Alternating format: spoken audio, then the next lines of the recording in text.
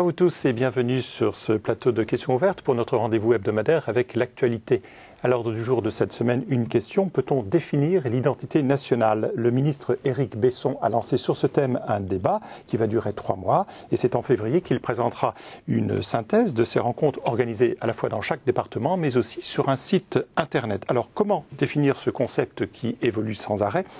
Est-il opportun de débattre d'une notion qui nourrit souvent les passions idéologiques? Nous allons tenter de répondre à ces questions avec l'aide, comme chaque semaine, d'éditorialistes de médias chrétiens. Et j'ai le plaisir d'accueillir sur ce plateau aujourd'hui Jean-Pierre Denis. Bonjour. Bonjour. Vous êtes directeur de la rédaction de l'hebdomadaire La Vie. Guillaume Goubert, bonjour. Bonjour Dominique. Et vous êtes rédacteur en chef au quotidien La Croix. Alors avant de vous passer à tous les deux la parole, je vous propose un premier point de vue.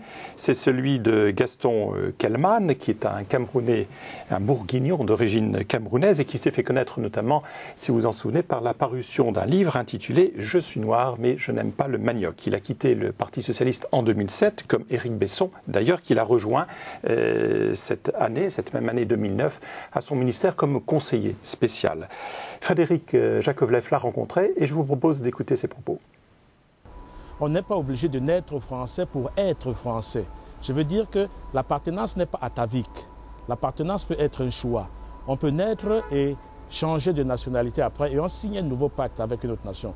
Donc il y a la nation, qui est l'espace aujourd'hui, je pense, l'espace essentiel, l'espace qui a du sens dans l'appartenance. Ce n'est plus la tribu, ce n'est plus l'ethnie, ce n'est plus l'origine. Aujourd'hui, c'est la nation qui est l'espace d'appartenance. Ensuite de cela, cette nation a une histoire à laquelle on adhère, des valeurs auxquelles on adhère et un avenir qu'on construit ensemble.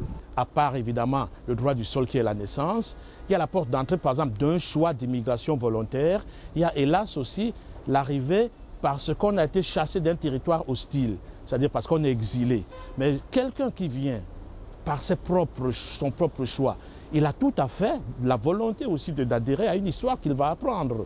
Et même celui qui vient par la force des choses, c'est tout à fait logique qu'il ne vienne pas tout juste parce qu'il y a un espace hospitalier, mais qu'il vienne aussi parce que cet espace qui lui a ouvert les bras, il est prêt à l'enrichir, à le connaître.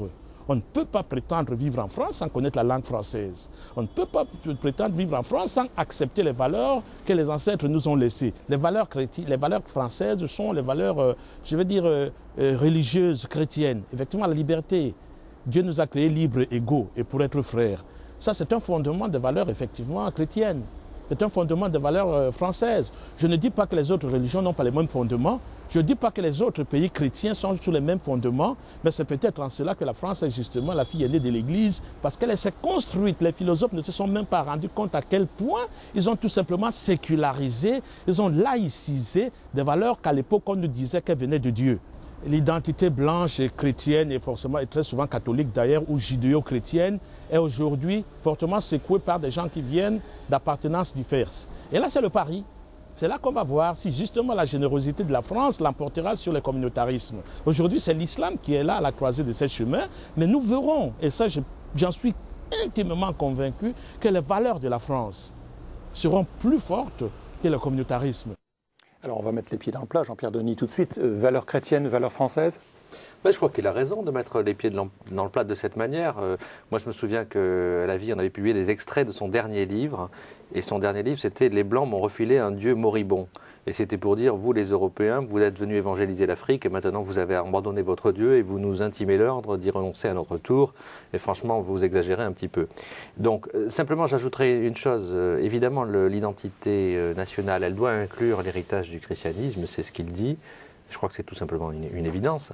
Mais on est dans des sociétés plurielles, dans des sociétés sécularisées, et l'identité nationale, elle doit inclure aussi l'héritage de la laïcité. Héritage d'ailleurs dont les chrétiens bénéficient puisque ça leur donne une liberté de conscience et même d'action.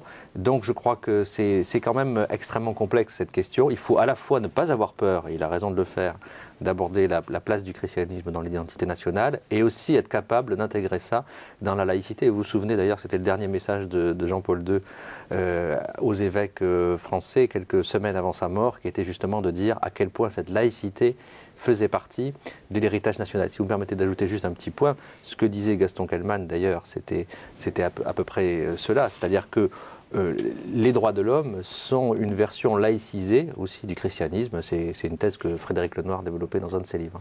Alors Guillaume Goubert, d'accord? Pas d'accord? Oui, non, grosso modo, moi je suis tout à fait d'accord avec Jean-Pierre. Dire que le christianisme fait partie de ce qui constitue l'identité nationale me paraît une évidence, et il serait vraiment à la fois idiot et masochiste de vouloir faire autrement. La question, c'est que le débat sur l'identité nationale ne peut pas être un débat à la recherche d'une sorte d'identité idéale, fixe, qui n'évoluerait pas. Bon, Jean-Pierre dit bien, l'héritage chrétien, il a été enrichi par l'héritage de la laïcité, par l'héritage de la Déclaration des droits de l'homme, qui est une forme effectivement de sécularisation d'un certain nombre de thèmes évangéliques. Voilà, c'est une identité qui évolue sans cesse, avec des sentiments d'appartenance qui sont multiples. Ce que je redoute, si je redoute une chose par rapport à un tel débat, ce serait l'idée de rechercher une identité bien définie, bien limitée. Je pense qu'il faut vraiment la situer dans un univers qui change et qui, dans nos générations, change très vite. Alors, un univers qui change très vite. Jean-Pierre Denis, je cite le cardinal Barbarin dans une interview qu'il a accordée à Famille Chrétienne, quand il dit « L'identité française n'est pas une vérité dogmatique, c'est une réalité souple et complexe ». Et d'ailleurs, il ajoutait « Moi, ce qui définit l'identité française, c'est la carte d'identité. Au-delà de ça, après, ça devient complexe ». Vous rejoignez Guillaume Goubert sur cet aspect que ça évolue, l'identité française? L'actualité nous le prouve. L'actualité du 11 novembre, avec Angela Merkel qui était sous l'Arc de Triomphe pour ranimer la flamme du soldat inconnu, soldat français, on voit bien que l'identité française doit s'accorder, et c'est pas toujours évident, à l'identité européenne. Donc on voit bien qu'on est dans des appartenances multiples et complexes. Donc ceux qui veulent réduire l'identité nationale à une seule question, que cette question ce soit la Marseillaise, que cette question ce soit la religion, que cette question ce soit le rapport avec l'Europe, en fait, ils ne peuvent aller nulle part, parce que justement le problème et l'intérêt de la question de l'identité nationale, c'est justement de l'insérer dans la complexité de la situation française, qui reçoit effectivement des immigrés, qui appartient à un ensemble européen qui est en train lui-même de se définir et de chercher son identité. Donc effectivement, c'est une identité perpétuellement à la recherche d'elle-même, et c'est très bien comme ça, et d'ailleurs c'est pour ça qu'il faut en parler. Alors Guillaume Goubert, on est d'abord sur cette question, comment définir cette identité nationale, cette identité française? Il y a plusieurs manières de la définir. Plusieurs auteurs, plusieurs sociologues se sont penchés depuis des lustres et des décennies sur cette question. À votre avis, à celui aussi de Jean-Pierre Denis, c'est quoi l'élément essentiel qui définit l'identité française? C'est le sol, c'est la langue, c'est la culture, ce sont des valeurs? Le sol, je ne crois pas, parce qu'il a évolué beaucoup au cours des siècles. Pas depuis un certain temps, mais finalement, ça ne remonte pas si loin que ça, sans parler du retour de l'Alsace-Lorraine, l'annexion de la Savoie et du comté de Nice, c'est 1860, si ma mémoire est bonne, c'est pas si ancien que ça. Je veux dire, le territoire, c'est quand même une notion... et puis, vous savez, quand on est originaire du nord de la France, que selon qu'on est né à 3 km dans le paysage, on peut être français ou on peut être belge, je veux dire, c'est une notion complexe, le territoire. En revanche, je pense que la question de la langue est une question importante, effectivement. Une langue partagée, c'est quelque chose de considérable. Et puis, un certain nombre de valeurs qu'on a déjà évoquées depuis tout à l'heure, effectivement, et qui, bon, communément, on la résume bien par la devise républicaine, liberté, égalité, fraternité, avec toutes les frustrations que peut engendrer la difficulté à concrétiser des choses aussi belles. Là, on citait Jean-Paul II tout à l'heure, on peut citer lors de son voyage de 96, quand il était reparti de Reims, après ces célébrations renvoyant au baptême de Clovis, qui avait suscité un certain nombre de polémiques laïques, il avait fait un discours qui était d'une grande élégance, un peu ironique, où il avait célébré la devise républicaine dans sa dimension chrétienne. Donc je pense que le triptyque républicain est certainement un élément important de notre identité. Alors, vous mettez le même triptyque républicain en tête si vous deviez, vous, à votre tour, définir l'identité française? Oui. Sur la question de la langue, je serais un peu plus nuancé, puisque je pense qu'on peut, prenons un exemple, on peut être alsacien et employer l'alsacien comme sa langue maternelle et sa langue quotidienne, et tout en se sentant pleinement français. Donc la question de la langue, elle me semble... Et breton, si vous voulez.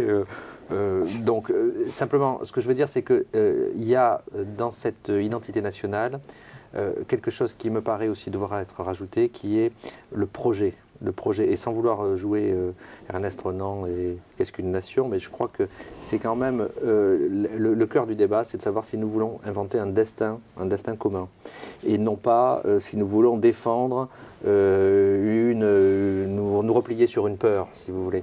Et ce qui est en question aujourd'hui, c'est quel est notre projet, quel est notre destin commun. C'est vrai que dans l'histoire de la Troisième République, il y avait toujours cette idée qu'on allait vers quelque part. Aujourd'hui, on ne sait plus trop, même d'ailleurs le destin européen qu'on s'était inventé depuis un demi-siècle, on ne sait plus trop vers où on veut le projeter. Donc l'identité nationale, elle réapparaît aujourd'hui aussi parce que précisément on est en panne de projets de destin commun, et c'est donc pourquoi c'est à la fois nécessaire et impossible. Alors, ce destin commun dont parle Jean-Pierre Denis, Guillaume Goubert, où est-ce que vous le situez? Parce qu'il est vrai s'il y a débat sur cette opportunité de mener ce débat sur l'identité nationale, c'est parce que certains disent c'est un peu dépassé ça, le destin maintenant c'est le destin européen. La question, là où je rejoins Jean-Pierre, c'est qu'effectivement le projet européen connaît une crise de croissance très sérieuse. On a l'impression qu'on a atteint un palier, c'est un peu comme l'œcuménisme en matière religieuse, on a atteint un palier, c'est déjà beaucoup mieux. Ça s'est concrétisé par exemple ce week-end, hier mercredi, avec les célébrations du 11 novembre, franco-allemandes.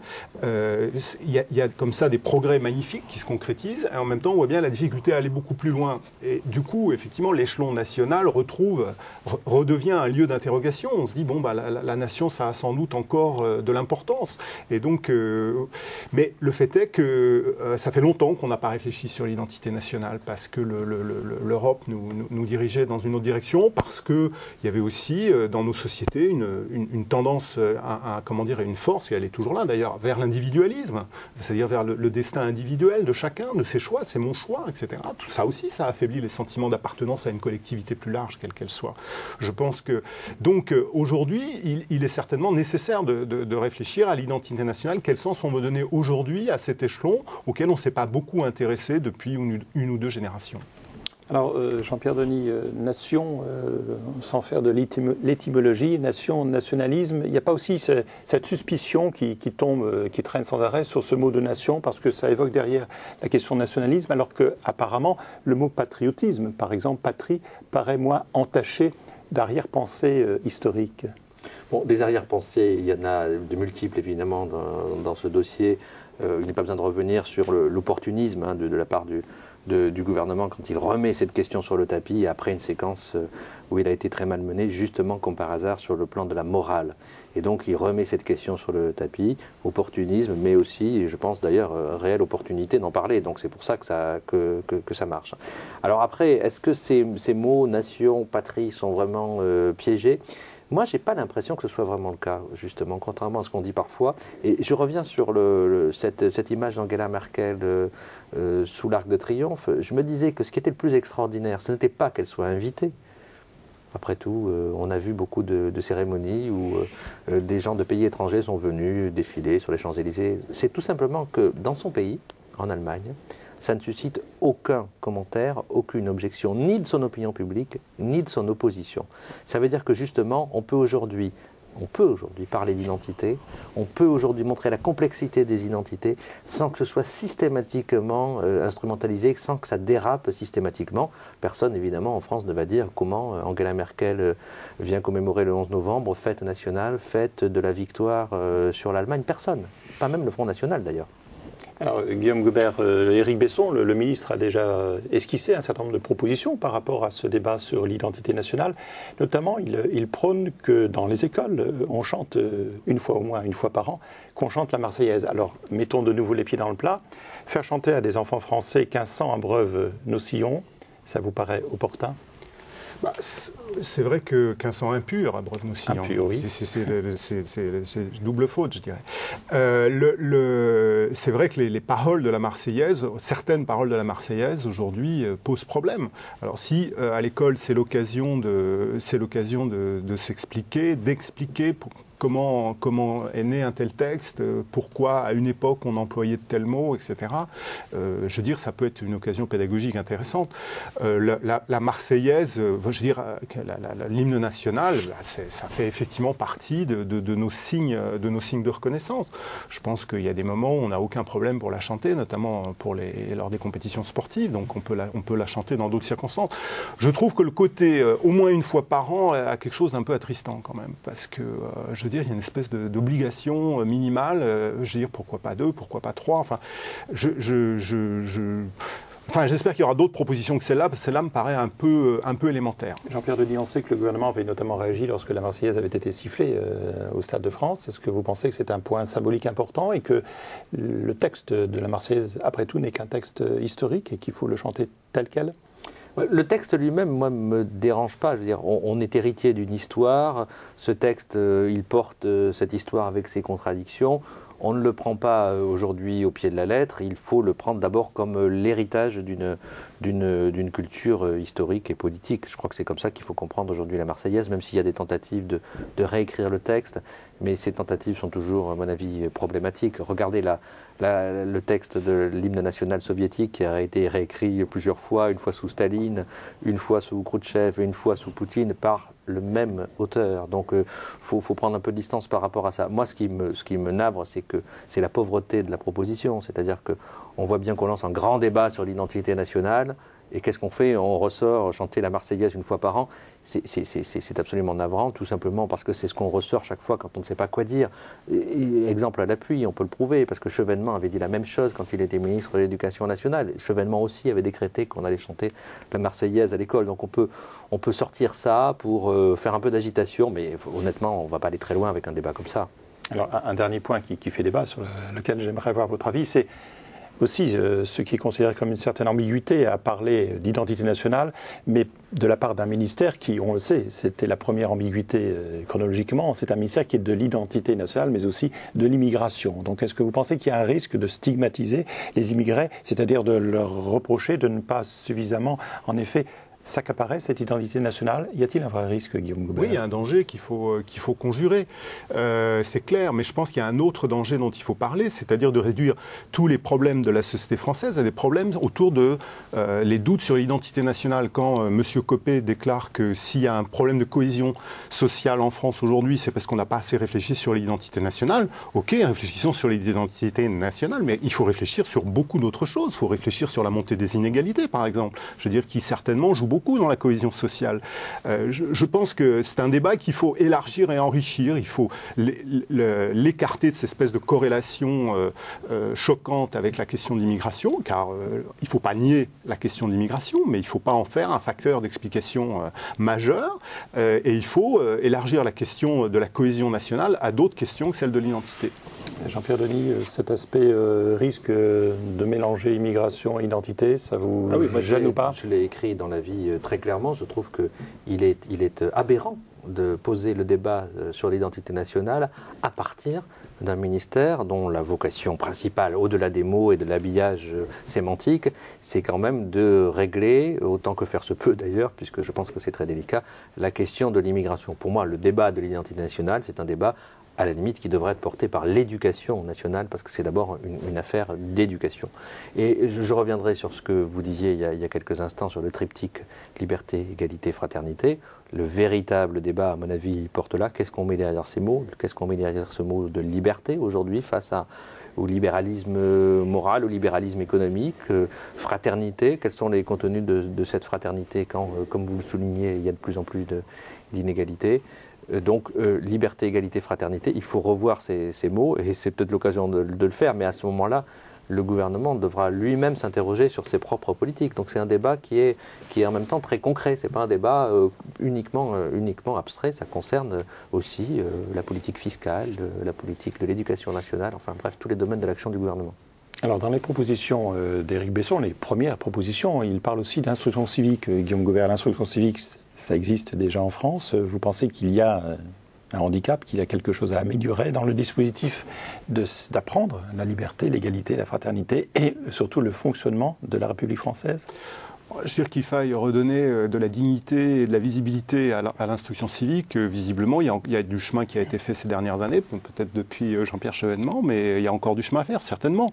Je veux dire, l'instruction civique, ça me paraît être une excellente chose. Je veux dire, apprendre les règles de la vie en commun, qui peut contester une chose pareille.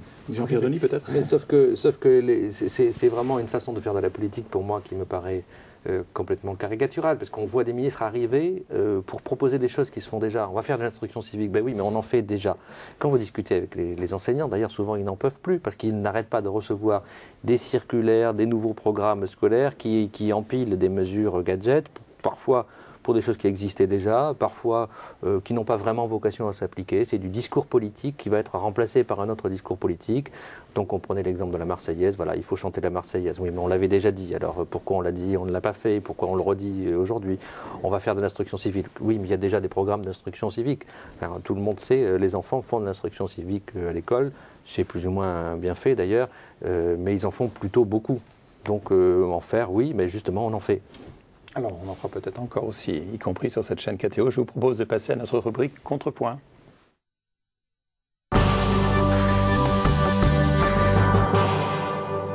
Jean-Pierre Denis, pour prolonger ou pour passer à un autre sujet qui vous a frappé cette semaine, votre contrepoint, sous quelle forme? Pour prolonger, je dirais, mais même si en apparence je vais m'éloigner, je voudrais parler du film 2012 qui sort, qui sort cette semaine. Ce film 2012 raconte la fin du monde. Alors c'est un fantasme d'ailleurs, la fin du monde, on en parle cette semaine dans la vie, mais moi ce qui m'intéresse, c'est un petit détail qui a un rapport avec notre débat. Maya, dit-on, l'anecdote. C'est une énième version par Hollywood de ce fantasme apocalyptique qui nous traverse tous depuis probablement l'aube de l'humanité. Et là, en effet, on s'appuie sur une prédiction Maya et on donne une coloration environnementale. Mais ce qui est intéressant, c'est qu'il y a des images extrêmement puissantes. On voit Rome qui s'effondre, on voit les temples tibétains qui tombent, mais le réalisateur, et c'est là qu'on rejoint le débat sur l'identité nationale et en fait la question du rapport avec le monde musulman et avec l'islam, le réalisateur n'a pas hésité à faire s'effondrer les symboles du christianisme ou du bouddhisme, mais il n'a pas osé montrer la chute, la destruction de la Mecque. Je trouve que ça donne beaucoup à penser, cette lâcheté, il faut quand même le dire, donne beaucoup à penser sur un certain politiquement correct. Bon, politiquement correct, peut-être un commentaire, et puis votre propre contrepoint, Guillaume Gobert. Mon propre contrepoint, c'est à propos de Marine Diaye et de Éric Raoult. Donc rappelons que Marine Diaye a écrit 3 femmes puissantes et a eu le prix Goncourt il y a quelques jours. Voilà, et donc elle est d'origine sénégalaise. Cet été, elle a donné une interview à un magazine où elle disait qu'elle trouvait qu'à certains égards, la politique menée par le gouvernement français était monstrueuse.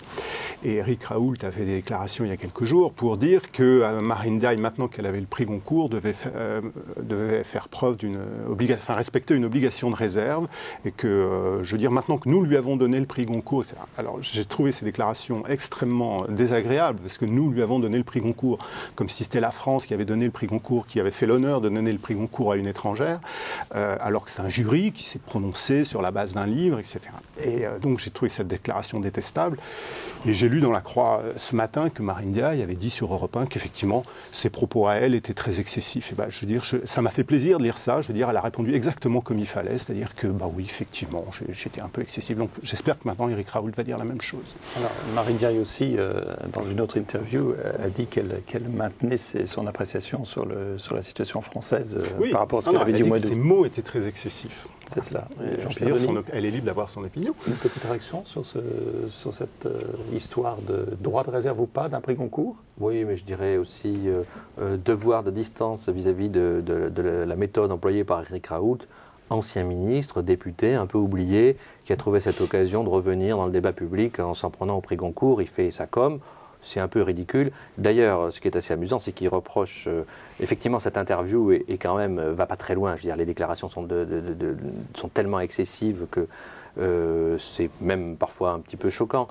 Dire qu'elle part en exil parce que Nicolas Sarkozy est président de la République, c'est tout de même un peu gonflé, si vous me permettez l'expression. Cela dit, c'était une interview qui était publiée il y a de longs mois, donc avant qu'elle ait le prix Goncourt. Donc tout ça ne tient pas debout une seule seconde. Et effectivement, j'espère que maintenant l'incident sera clos. Le ministre de la Culture découvre à quel point sa tâche est délicate, puisqu'il est sommé de répondre sur ce sujet, et que probablement il pense lui-même que Éric Raoult aurait mieux fait de se taire. Alors, il faut peut-être, pour conclure sur ce point-là, il faut peut-être rappeler que le contenu de ce bouquin de Marine Diaye constitue donc 3 très beaux portraits de femmes, et le dernier portrait notamment, puisque ça revient sur notre thème, le dernier portrait, celui d'une femme qui quitte l'Afrique et qui traverse tout cet enfer de ce que l'on sait, cet itinéraire pour rejoindre l'Europe. Voilà, cette émission s'achève. Vous pouvez la regarder ou réagir à nos propos sur notre site www.ktotv.com. Il me reste à remercier Jean-Pierre Denis, Guillaume Goubert d'avoir été présents aujourd'hui. Pour ma part, je vous souhaite un très bon week-end et je vous dis à la semaine prochaine. Au revoir.